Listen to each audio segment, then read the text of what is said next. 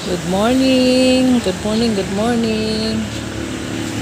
Ayan, nagluto tayo. Ito yung ating sittings ngayon. Ayan, dyan ko na nilagay.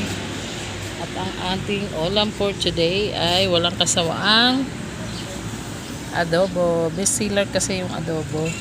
Ayan. At saka chicken mechado. Ayan.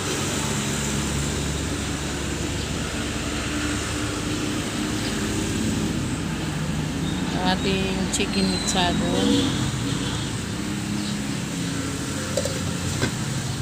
tsaka yung ating wala kasawaang paksiw. Yan, best seller din yan sa mga mahilig sa isda.